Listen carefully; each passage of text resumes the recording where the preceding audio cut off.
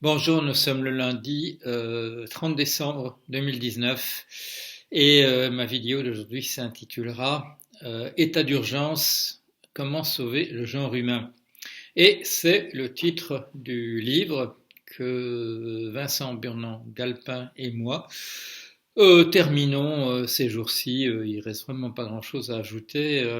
Nous avons promis de déposer le manuscrit lundi prochain, exactement dans une semaine, aux éditions Fayard qui ont promis de le publier. À ce stade-ci, il y a parfois déjà une couverture, une quatrième de couverture. C'est pas encore le cas, mais je suis sûr que ce sera produit dans les premières semaines du mois de janvier. Le livre doit paraître en avril.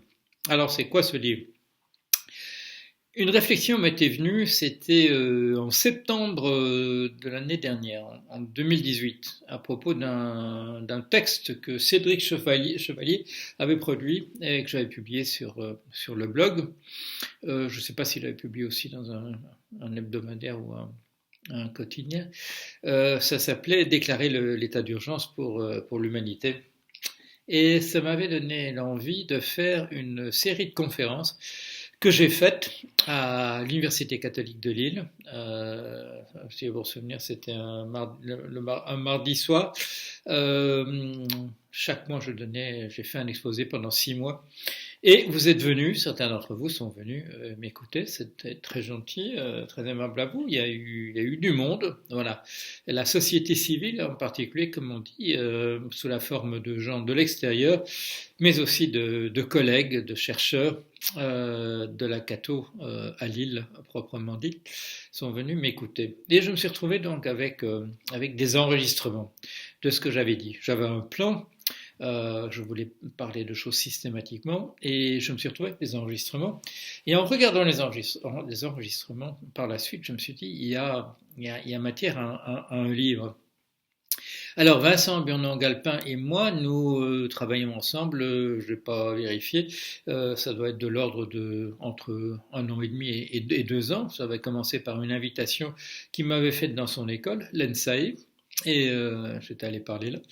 Et puis de fil en aiguille, d'ailleurs je ne sais plus comment ça s'est produit, mais est-ce que c'est moi qui lui ai proposé de collaborer sur un texte? C'est possible. Je réfléchissais à cette époque-là à l'idée d'une constitution pour l'économie. Et en tout cas, bon, on a commencé à écrire ensemble. On a dû faire une demi-douzaine d'articles qui ont publié dans différentes revues, qui ont été publiés dans différentes revues. Et puis au moment de réfléchir à ce projet avec Fayard, nous nous sommes dit que c'était pas une mauvaise idée de le faire ensemble. Et donc, voilà, c'est terminé. Alors, de quoi s'agit-il? De quoi s'agit-il? Il s'agit effectivement c'est le sous-titre qui le dit, d'une recette, d'une méthode, comment sauver le genre humain. Alors, il y a plusieurs méthodes possibles. Là, nous essayons de proposer de manière cohérente une manière de le faire. Alors, je le dis tout de suite, c'est un texte réformiste, c'est-à-dire ça propose des mesures qui devraient être prises par des parlements, qui devraient être utilisées par des États tels qu'ils existent maintenant. C'est pas un projet révolutionnaire. Euh, c'est pas de dire on va faire la révolution et après la révolution on aura un système qui marchera. Non, c'est plutôt c'est dans la tradition de tous ces gens que j'aime beaucoup, qui sont critiqués systématiquement dans la dernière partie du manifeste communiste de messieurs Karl Marx et Friedrich Engels. Ceux qu'ils appellent socialistes petits bourgeois, ceux qu'ils appellent socialistes utopiques, et vous savez qu'effectivement je me situe du côté de ces gens-là, et on a eu l'amabilité de me donner, c'était quoi? Pas l'été dernier, mais l'été de l'année d'avant, de me décerner le prix Élysée Reclus à Sainte-Foy-la-Grande, ce qui m'a fait énormément plaisir. Non pas parce que c'est effectivement la seule médaille, la seule distinction que j'ai jamais reçue, mais parce que, à mon sens, c'est celle qui remplace toutes les autres. Et Alors, je suis particulièrement fier Alors, vous le savez, Élisée Reclus, c'est un anarchiste, appelons les choses par leur nom, mais c'était pas un révolutionnaire. Il a écrit des choses très méchantes sur la Révolution et nous reproduisons quelques passages, d'ailleurs, dans l'ouvrage qui va paraître sur les systèmes qu'on met en place. Au hasard des balles perdues, c'est peut-être pas la meilleure manière de le faire. De toute façon, chers amis, on n'a pas le temps. On n'a pas le temps de dire on va faire la révolution d'abord comme ceci, comme cela, et puis après on va. Non, maintenant l'urgence, c'est vraiment l'urgence.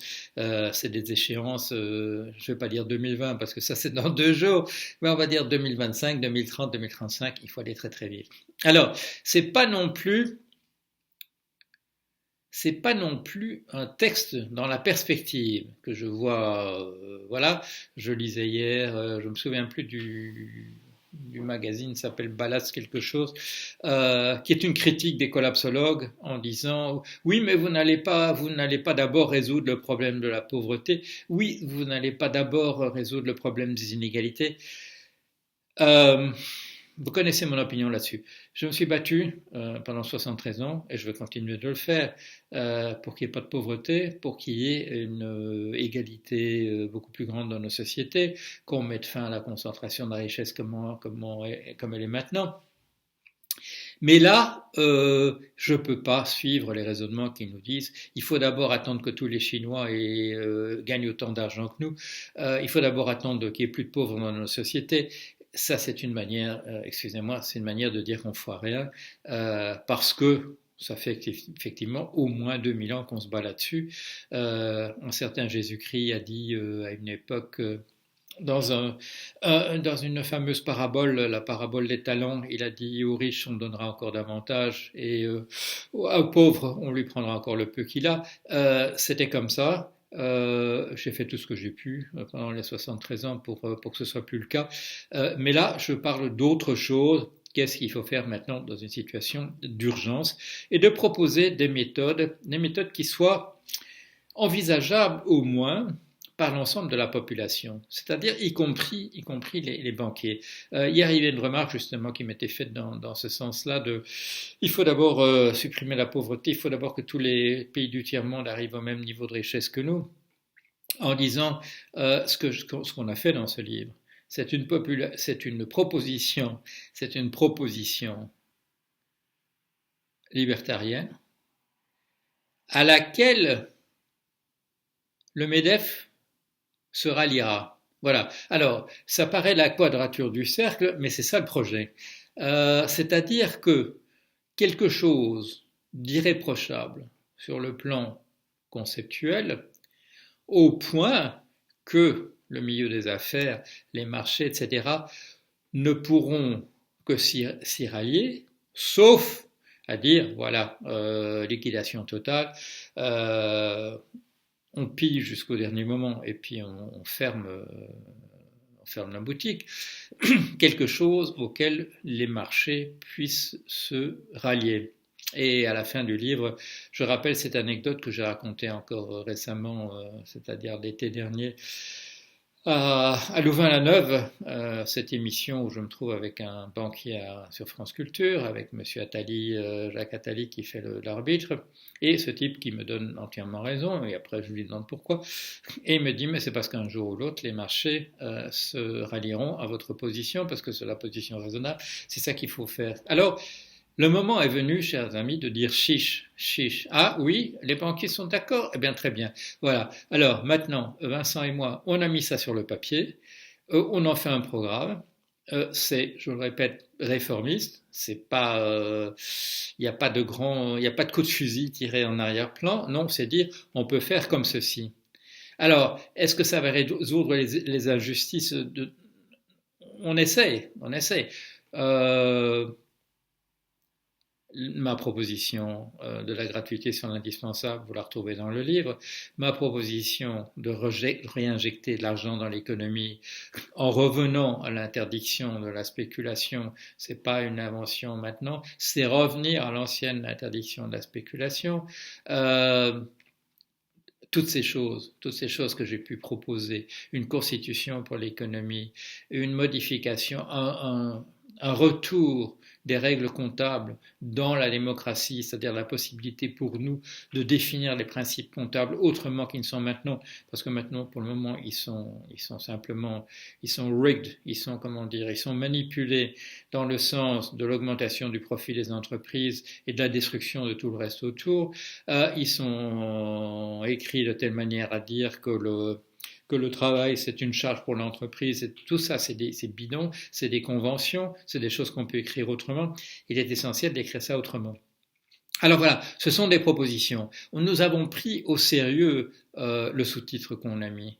Au départ, c'était donc, et les leçons que j'ai données à Lille, ça s'appelait déclarer l'état d'urgence pour sauver l'humanité. Là, en discutant avec l'éditeur, avec Fayard, on a décomposé le titre, on a fait état d'urgence d'un côté et comment sauver le genre humain. Mais nous prenons au sérieux notre sous-titre. Nous donnons véritablement une méthode, une recette, nous disons dès le départ, il y en a peut-être d'autres, mais au moins notre bouquin aura un avantage, c'est qu'il propose quelque chose, et pas simplement dire il faudrait s'inquiéter pour l'extinction de l'humanité, il faudrait peut-être faire des choses. Non, il y a comme une méthodologie, on parle systématiquement des économies de guerre qui ont eu lieu aux États-Unis, en Grande-Bretagne, on parle sérieusement de la planification qui a eu lieu en Union soviétique et qui a lieu en Chine en ce moment et qui a eu lieu en France et en Belgique, etc. Nous prenons au sérieux le fait de proposer des choses qui feraient qu'on s'assoie autour d'une table et qu'on dise voilà comment est-ce qu'on peut faire ce que nous proposons là dans le livre. C'est pragmatique, c'est réaliste. Ça essaye de faire quelque chose et comme je le dis, ça met effectivement entre parenthèses d'autres types de solutions auxquelles c'est pas que nous n'y croyons pas, mais on voit pas comment dans le temps qui nous est laissé, on pourrait le faire raisonnablement. Nous devons nous préparer à planifier à nouveau, nous devons nous préparer à éventuellement rationner si nécessaire les choses de cet ordre-là. On ne peut plus faire l'économie de dire ah ce serait une bonne idée, etc. Ce que nous avons essayé de faire, c'est une sorte de manuel. C'est un peu dans la perspective, vous le verrez à la fin, d'un ouvrage que Vincent avait écrit, qui était le manuel du lycéen engagé, avec des recettes précises. Si vous êtes ceci, faites cela. Si vous avez la possibilité de faire ceci, vous pouvez le faire, etc. Quelque chose de l'ordre du pratique. Voilà, comme je vous dis, ça ne sort pas tout de suite, nous terminons à l'instant. Ça doit sortir en avril, ça n'empêche pas qu'on en parle avant, bien entendu. Il faudra qu'on soit prêt aussi avec pour les discussions, au cas où ça retiendrait l'attention. Mais enfin, on espère, quand on écrit un bouquin, on espère toujours que ça retiendra l'attention et qu'on prendra au sérieux ce qu'on propose là. Et en espérant aussi qu'il y aura des gens qui ont envie de traduire ça dans d'autres langues. Voilà, état d'urgence, comment sauver le genre humain, livre à paraître, que nous terminons, Vincent Burnand-Galpin et moi, aujourd'hui ou demain, et que nous vous proposerons très bientôt. Voilà, merci.